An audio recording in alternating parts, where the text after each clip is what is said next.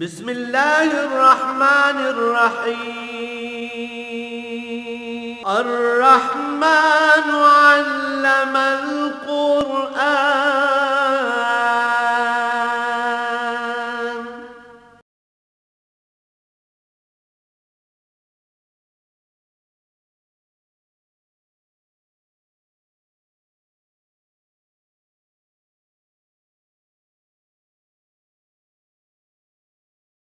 الحمد للہ رب العالمین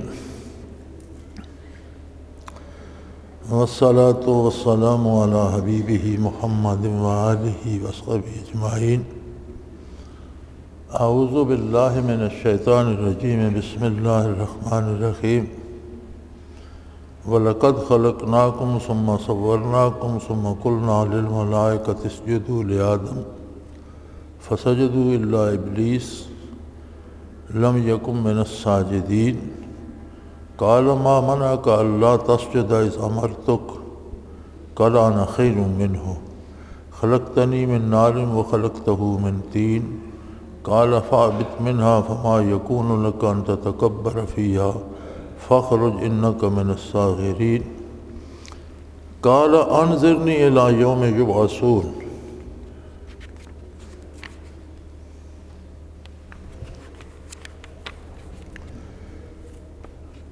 قال انک من المنظرین قال فبما اغویتنی لاقعدن لهم صراطک المستقیم ثم لآتینہم من بین ایدیہم ومن خلفہم وعن ایمانہم وعن شمائلہم ولا تجد اکثرہم شاکرین قال اخرج منها مذءوما مدحورا لمن تبعک منہم لأملأن جہنم منکم اجمعین۔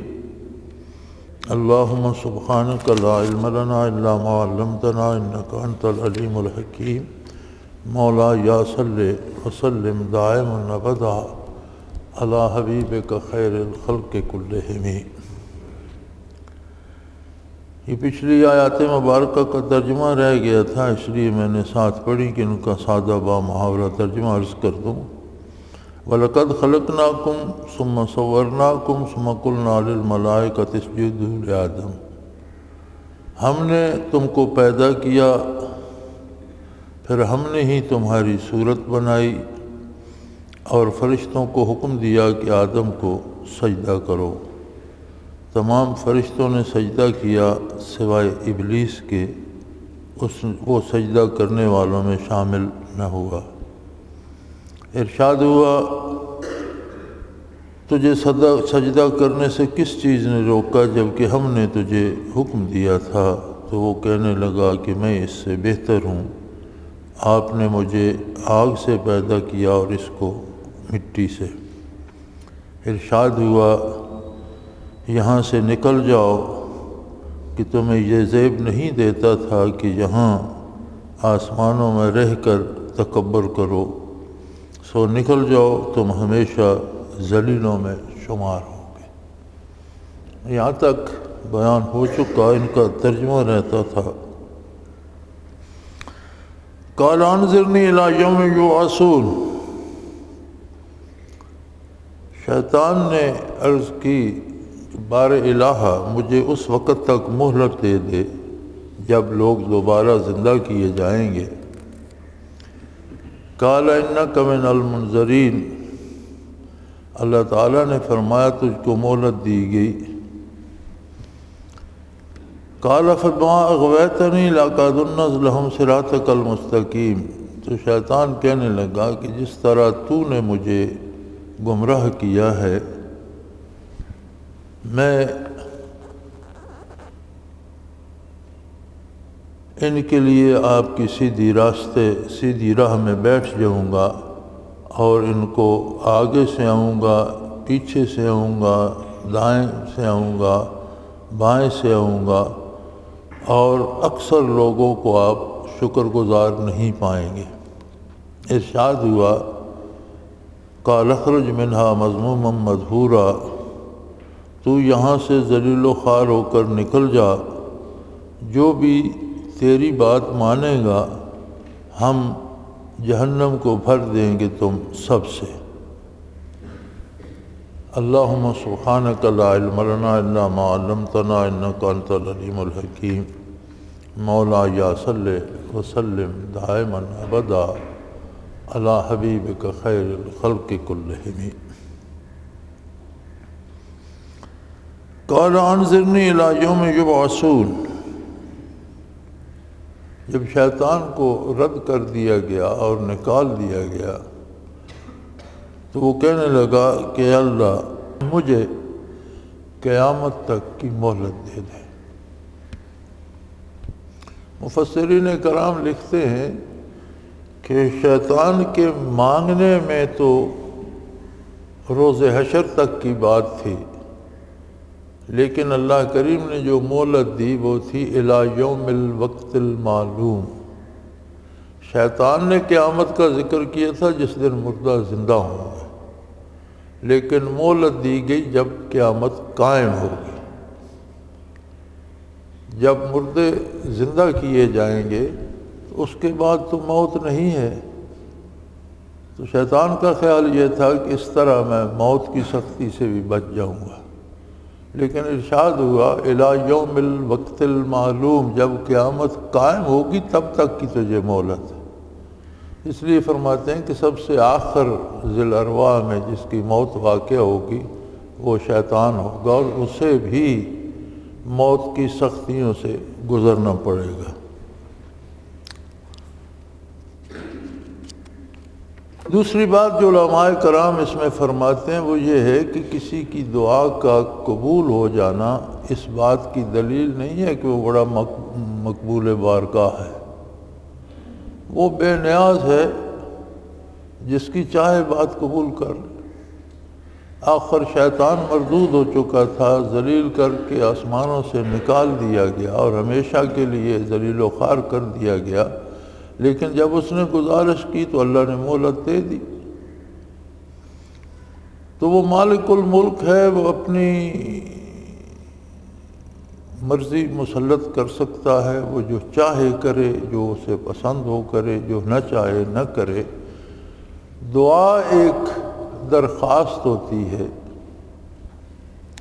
اور نبی کریم صلی اللہ علیہ وآلہ وسلم کا ارشاد ہے جس کا مفہوم یہ ہے کہ مومن کی دعا کبھی ضائع نہیں جاتی۔ اللہ کسی ایماندار کی دعا کو ضائع نہیں فرماتا۔ اللہ کریم کو یہ پسند ہے کہ میرے بندے مجھ سے مانگیں، زیادہ سے زیادہ مانگیں، ہر وقت مانگیں، ہر چیز مانگیں۔ جتنی کوئی دعا مانگتا ہے اتنا اللہ کریم اس سے خوش ہوتے ہیں۔ اسی حدیث کی شرح میں علماء فرماتے ہیں کہ حضور نے فرمایا کہ دعا کی پہلی بات تو یہ ہے کہ بندہ مشت غبار ہو کر براہ راست اللہ کریم سے بات کرنے کا شرف حاصل کرتا ہے۔ جب بھی کوئی دعا کرتا ہے تو اللہ کریم سے کرتا ہے اپنی گزارشات، اے اللہ میری یہ گزارش ہے، مجھے یہ تکلیف ہے، اس میں آسانی سے رفع فرما دے، مجھ پر یہ سختی ہے دور فرما دے، مجھے فلاں چیز عطا کر دے۔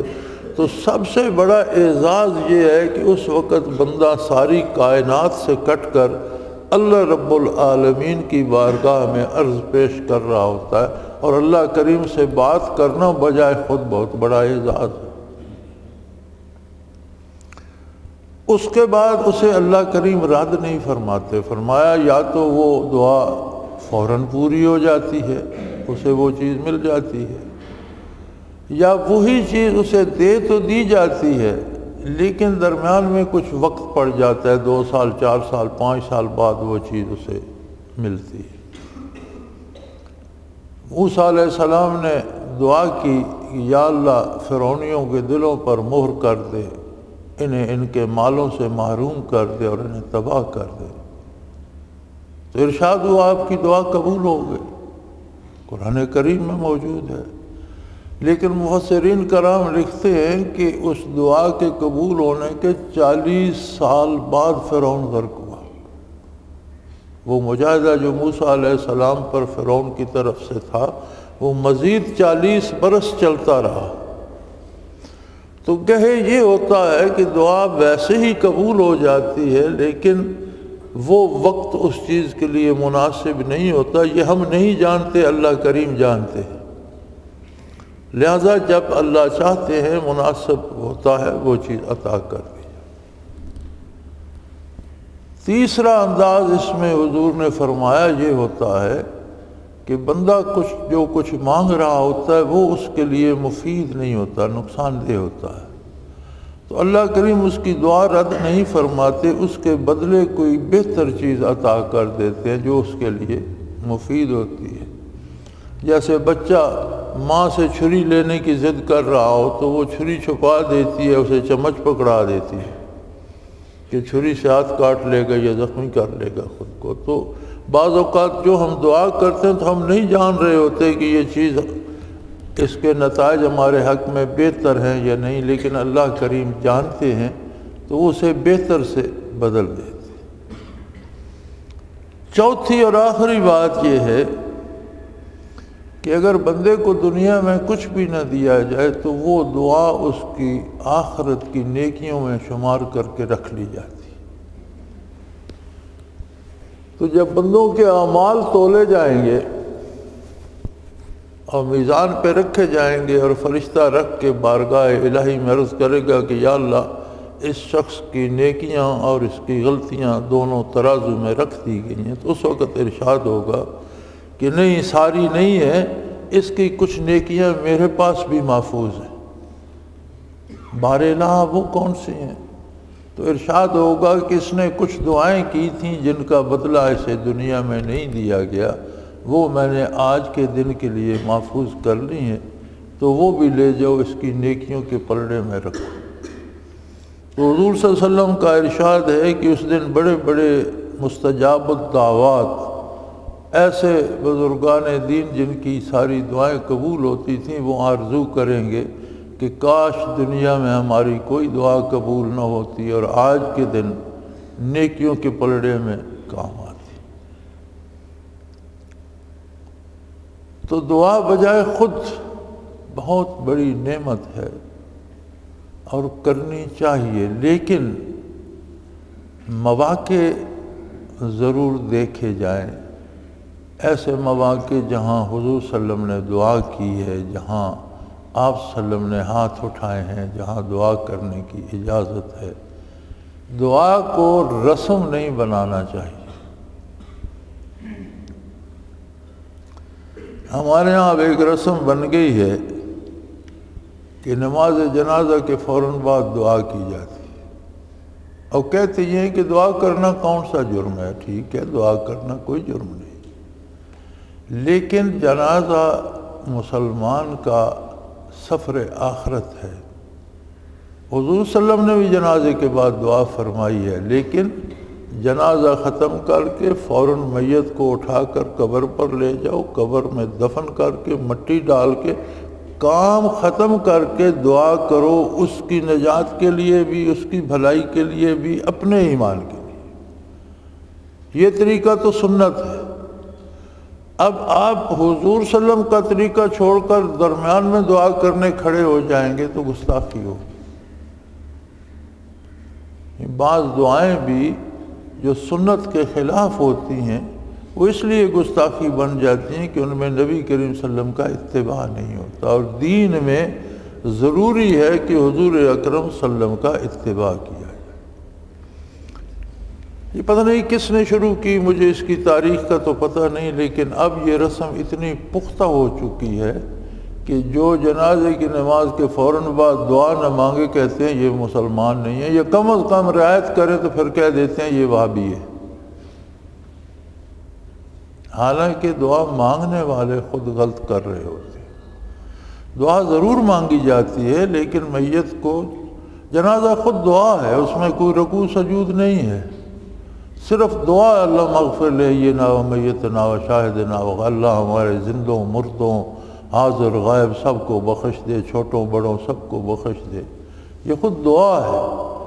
اور اس کے بعد سنت طریقہ یہ ہے کہ فوراً میت کو اٹھایا جائے، اسے دفن کیا جائے، قبر پر مٹی ڈالی جائے، پھر اس کے ایک طرف کھڑے ہو کر آپ سورہ فاتحہ کی ابتدائی آیات پڑھیں، دوسری طرف کھڑے ہو کر آخری آیات پڑھیں اور اللہ سے اس کی مغفرت کی دعا کریں، اپنی بہتری کی بھی دعا کریں۔ یعنی جہاں حضور نے دعا فرمائی ہے وہاں دعا کی جانی چاہیے نا۔ جہاں حضور کی مخالفت آئے گی وہ دین نہیں رہے گا، پھر جو اسے ثواب سمجھے گا تو یہ بدعت ہو جائے گی، اور بدعت خود ایک ظلم ہے۔ دعا بجائے خود ایک بہت بڑی اچھی بات ہے، اور وہ مالک الملک ہے، شیطان نے دعا کی اس نے قبول کر لی، کون اسے روک سکتا ہے؟ قال انک من المنظرین، ٹھیک ہے تجھے مہلت دی گئی، تو زور لگا لے۔ تو ایک طرح سے اللہ کریم یہ حالات بتا رہے ہیں کہ اولاد آدم کا اور شیطان کا مقابلہ شروع ہو گیا۔ جب آدم علیہ السلام کی عظمت تسلیم کرنے کا کہا گیا اور اس نے تسلیم نہ کی تو وہ مقابلے میں آ گیا۔ وہ کہنے لگا زندگی مختصر ہوتی ہے، آدمیت اور آدمی کا نظام رب العالمین تو جانتا ہے قیامت تک چلے گا، تو مجھے بھی مہلت دے، میں قیامت تک رہوں، میں تیرے لوگوں سے مقابلہ کروں گا۔ اور اس نے اپنی گمراہی کا الزام رب العالمین کو دیا کہ تو ہر چیز پہ قادر ہے، تو نے مجھے گمراہ کر دیا۔ قال فبما اغویتنی، جس طرح تو نے مجھے گمراہ کر دیا۔ ہمارے ہاں اب بھی رواج ہے، جب کوئی ظلم کرتا ہے تو کہتا ہے اللہ کو یہی منظور ہوگا۔ بھئی اللہ تو ظلم سے منع کر رہا ہے، اللہ نے تو حکم دیا ہے کہ ظلم نہ کرو، اللہ کے حبیب نے حکم دیا ہے کہ ظلم نہ کرو، پھر جب ظلم کرتے ہو تو اسے اللہ کے ذمہ کیوں لگاتے ہو؟ یہی تو شیطان نے کیا تھا، یہ تو گمراہی ہے۔ اس نے اختیار دیا ہے انسان کو اور راستہ بتایا ہے۔ فَهَدَيْنَاهُ السَّبِيلَ اِمَّا شَاكِرًا وَإِمَّا كَفُورًا، دونوں راستے واضح کر دیے ہیں، وہ چاہے تو شکر کا راستہ اختیار کرے، چاہے تو ناشکری کا۔ تو اگر کوئی ظلم کرتا ہے، زیادتی کرتا ہے، تو یہ فیصلہ انسان کا ہے، اسے اپنے سر لینا چاہیے اور عرض یہ کرنا چاہیے کہ اللہ مجھ سے ظلم ہو گیا، مجھے معاف کر دے، آئندہ مجھے ہدایت کر دے۔ اگر یہ کہہ دے گا کہ اللہ کو یہی منظور تھا تو اس کا مطلب ہے وہ تو توبہ بھی نہیں کرے گا۔ توبہ کس بات سے کرے گا؟ وہ تو اللہ کو منظور تھا، ہو گیا، اس کا کیا قصور؟ یہ بات سب سے پہلے ابلیس نے کہی تھی۔ قال فما اغویتنی، اے اللہ جس طرح تو نے مجھے گمراہ کر دیا ہے، لَأَقْعُدَنَّ لَهُمْ صِرَاطَكَ الْمُسْتَقِيمَ، میں انسانوں کے لیے تیرے سیدھے راستے پر بیٹھ جاؤں گا، روکوں گا انہیں نیکی سے، تیری طرف آنے سے روکوں گا، تیرا شکر ادا کرنے سے روکوں گا۔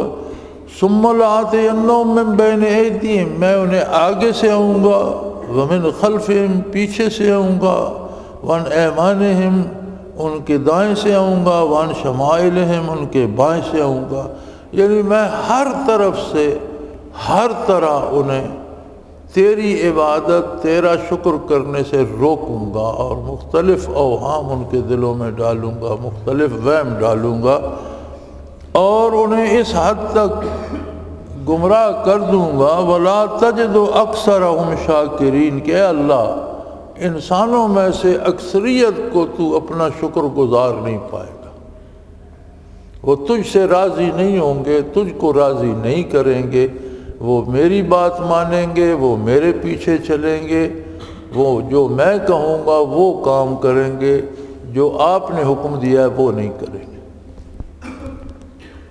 اللہ کریم یہ حقائق اس لیے بیان فرما رہے ہیں کہ انسان کو کچھ تو حیا کرنی چاہیے کہ جس ابلیس نے آدم علیہ السلام کی تعظیم کرنے سے انکار کر دیا، اللہ کریم کا حکم ماننے سے انکار کر دیا، اور یہ دعویٰ کر رہا ہے کہ یہ انسان میری بات مانیں گے، اللہ تیری نہیں مانیں گے۔ یہ قصہ اس لیے سنایا جا رہا ہے کہ انسانوں میں اتنی غیرت تو ہونی چاہیے کہ اس ازلی دشمن کی بات نہ مانے۔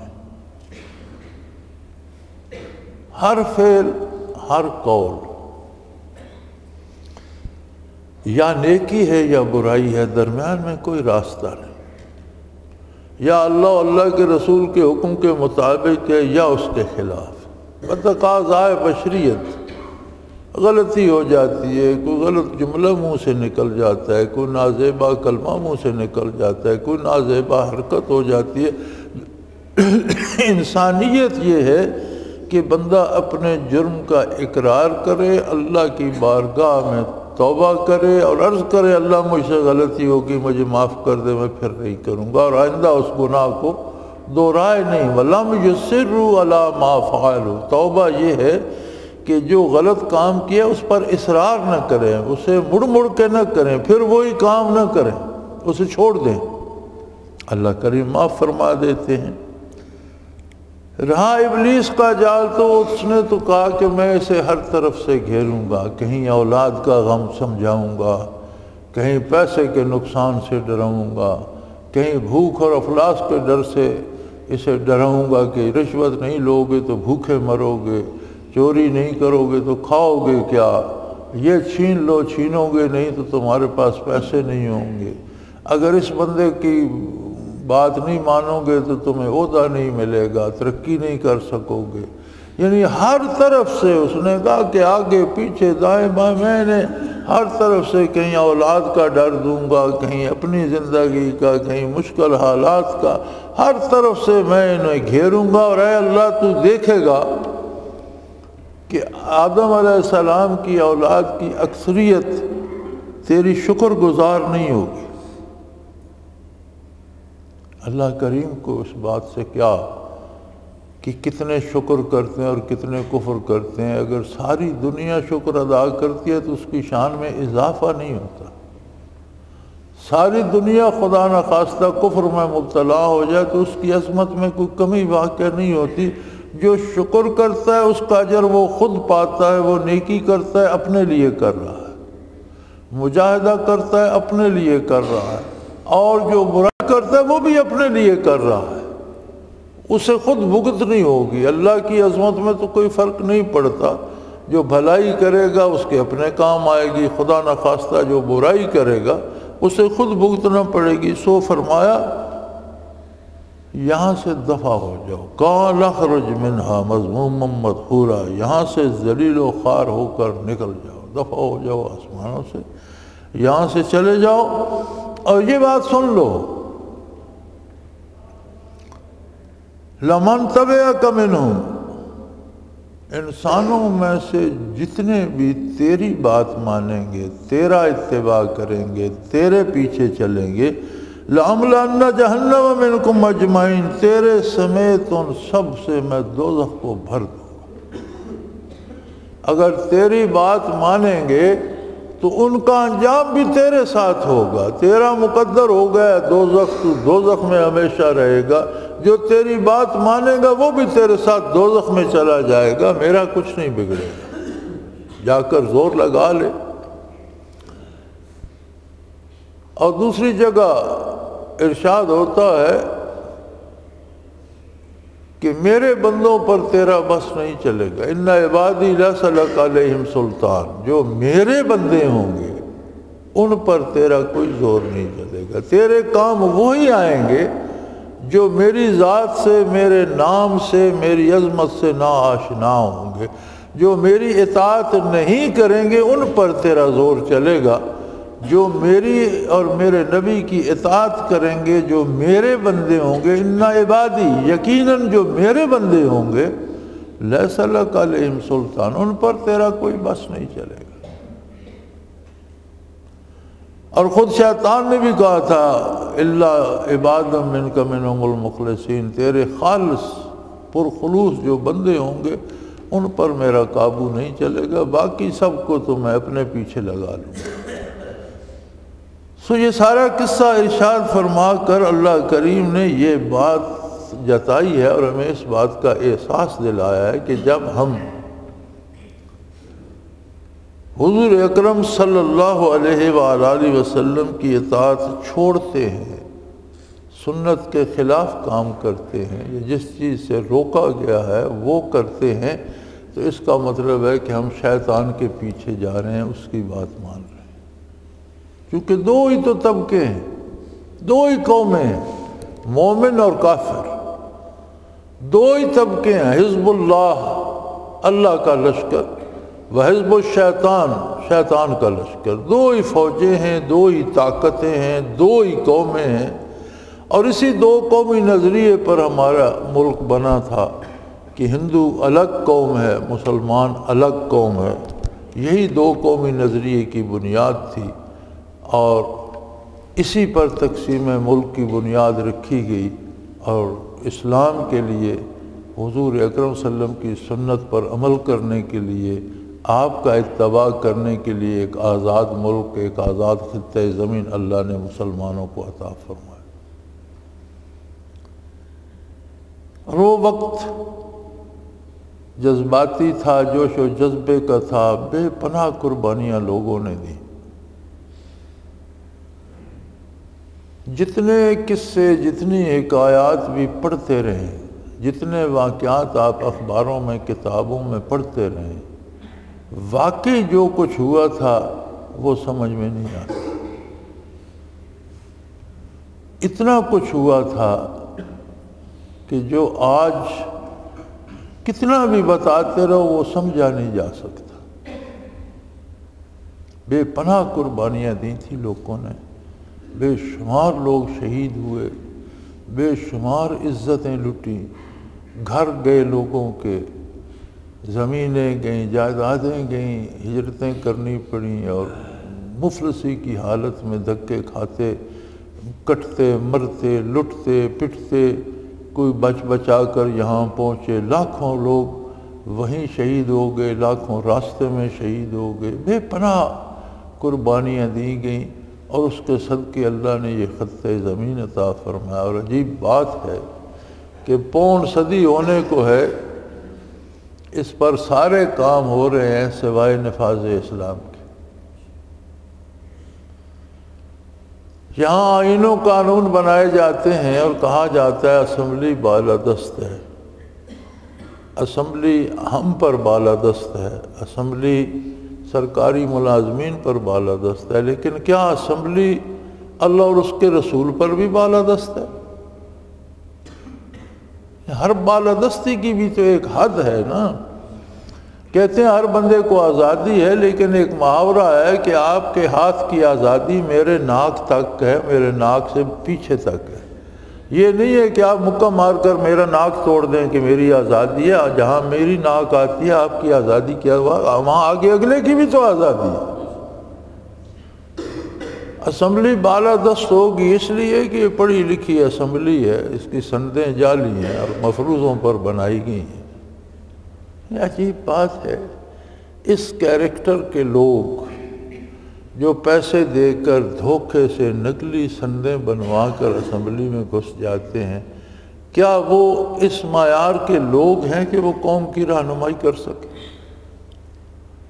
جو اس بندے کی ذات کی تعمیر ہی جھوٹ پر ہو، اور پھر مرکز کے وزراء کو کلمہ نہیں آتا، صورت اخلاص نہیں آتی۔ یہ کیسی عجیب بات ہے۔ یہ اس کے لیے لاکھوں لوگ شہید کر دیے گئے، اس کے لیے لاکھوں لوگوں کی عزتیں لٹیں، اس کے لیے اتنے لوگوں نے ہجرتیں کی کہ آخر ملک میں یہ حال ہو۔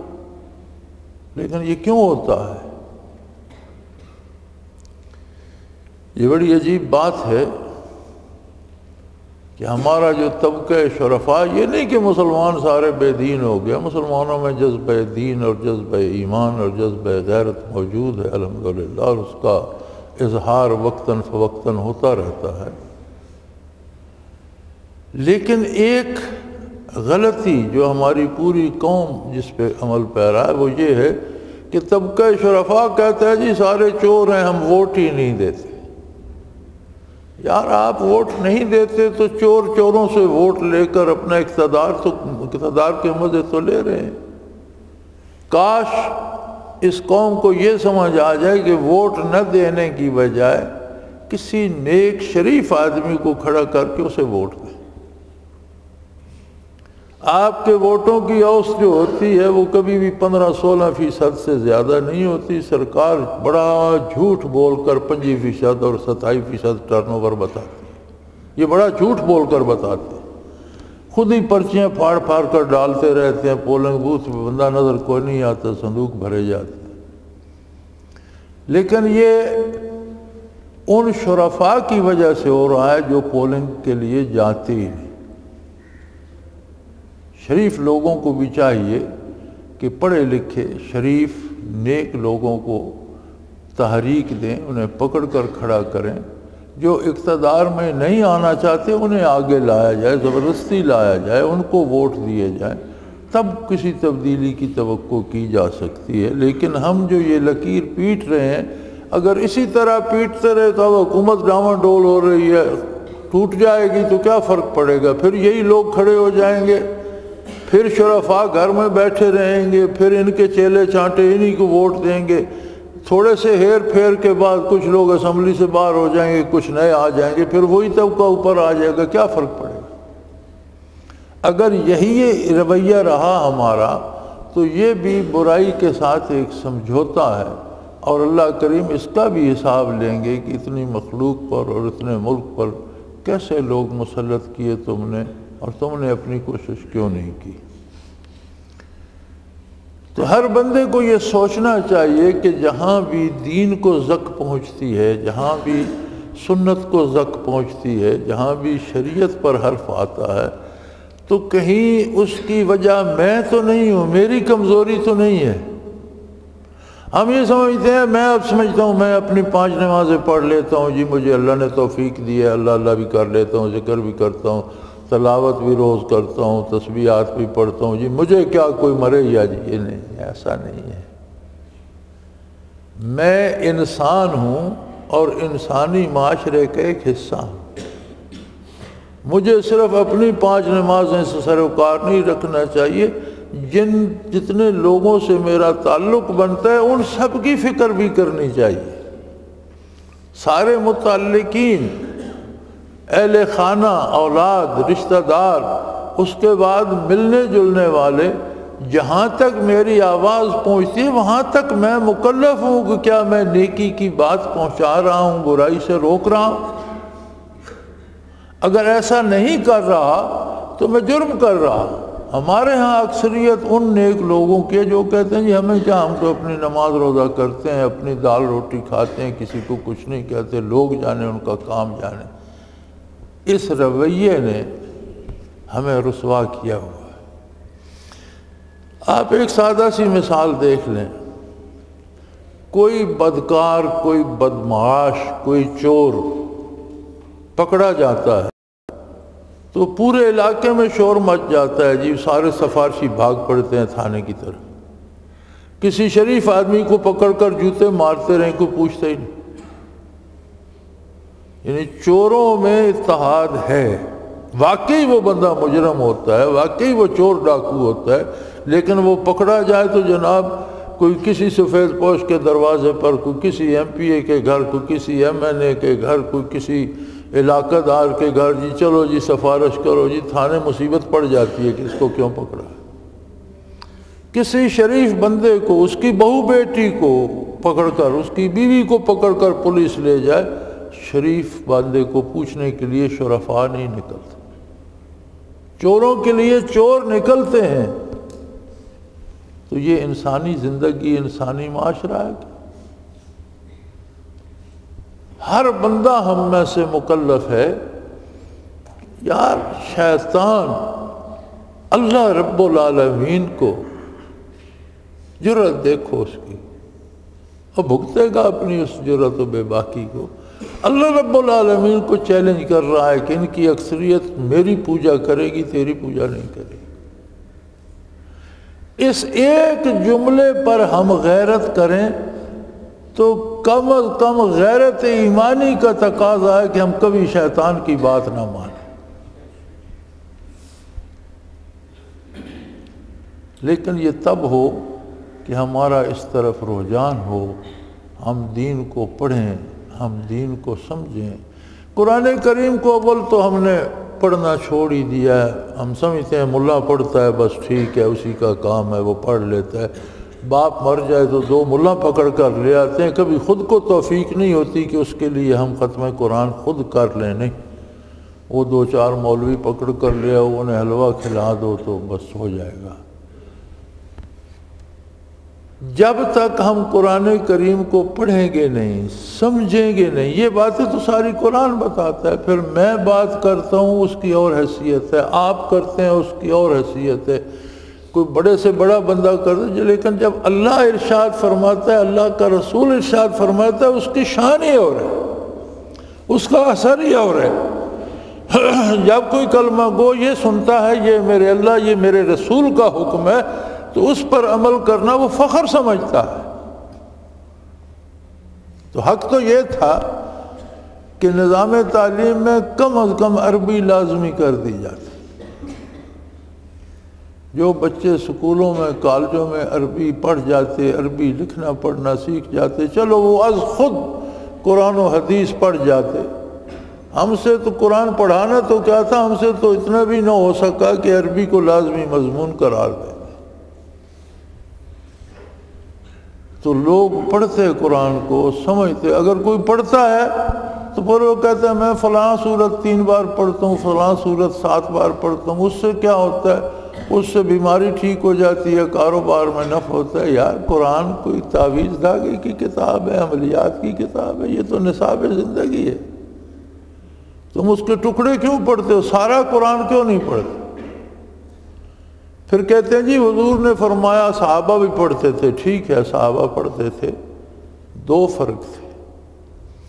ایک پہلی بات تو یہ ہے کہ وہ صحابی تھے۔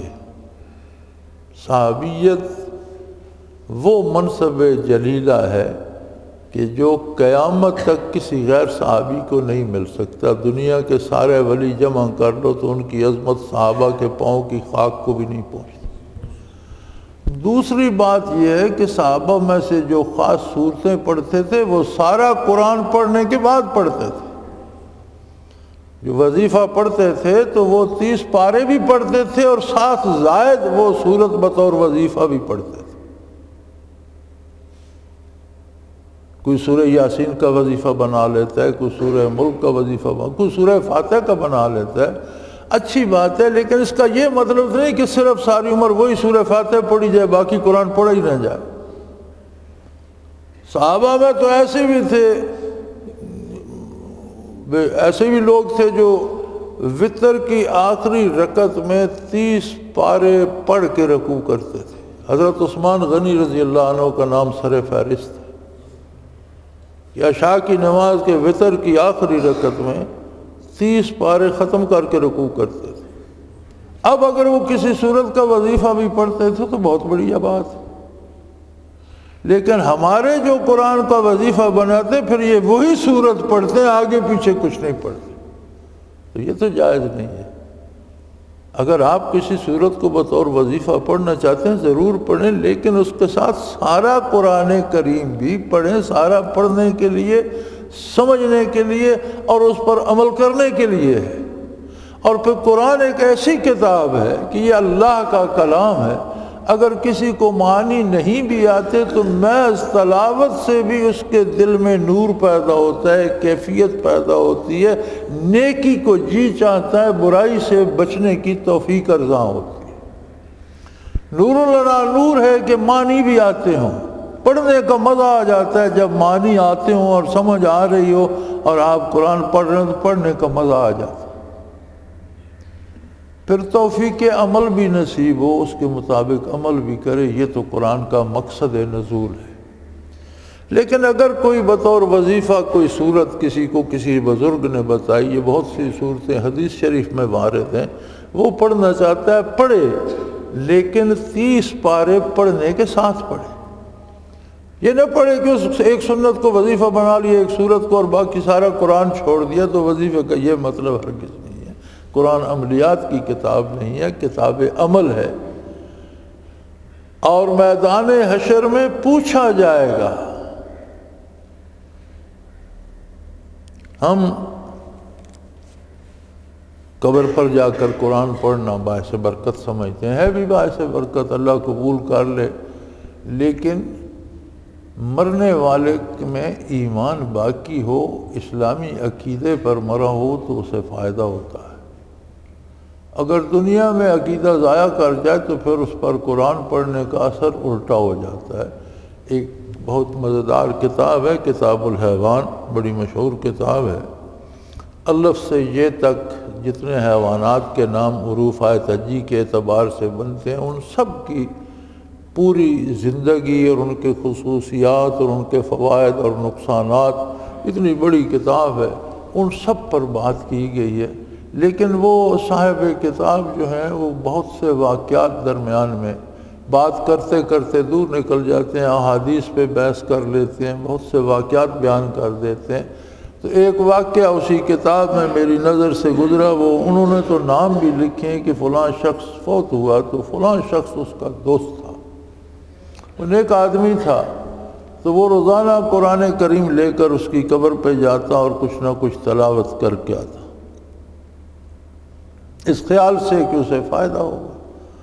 تو وہ فرماتے ہیں ایک دن وہ شخص اسے خواب میں نظر آیا، مرنے والا، اور اس نے کہا خدا کے لیے میری قبر پر نہ آیا کرو۔ اس نے کہا کمال ہے، میں تیرے لیے اپنا کام چھوڑ کر وقت نکال کر قبرستان میں آتا ہوں، قرآن کریم ساتھ لاتا ہوں کہ تجھے فائدہ ہو جائے۔ اس نے کہا تم جتنی آیات پڑھتے ہو مجھے اتنے جوتے پڑھتے ہیں کہ زندگی میں یہ آیتیں نہیں سنی تھی، ایک ایک آیت پر مجھے مار پڑتی ہے کہ اب قبر پر پڑھوا رہے ہو اور زندگی میں یہ نہیں سنا تھا، زندگی میں ایسے مانا تھا، اس پر عمل کیا تھا۔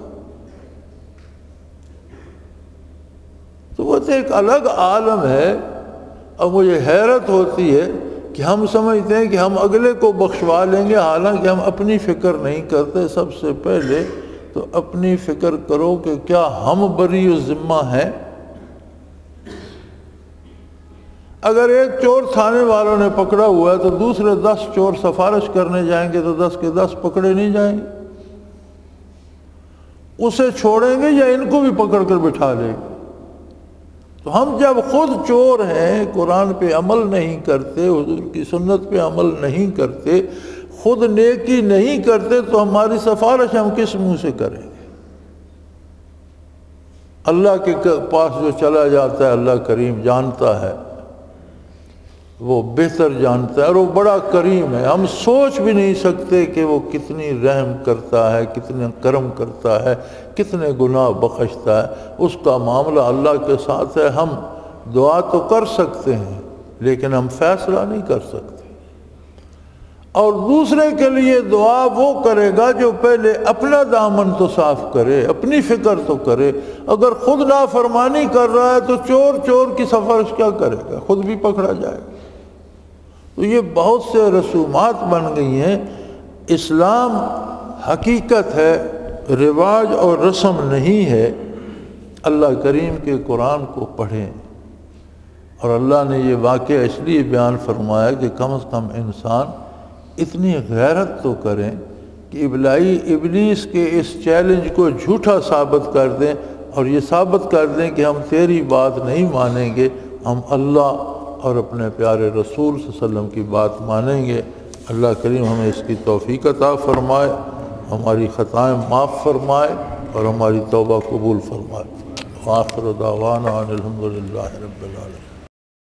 اللہ اللہ اللہ اللہ اللہ اللہ اللہ اللہ۔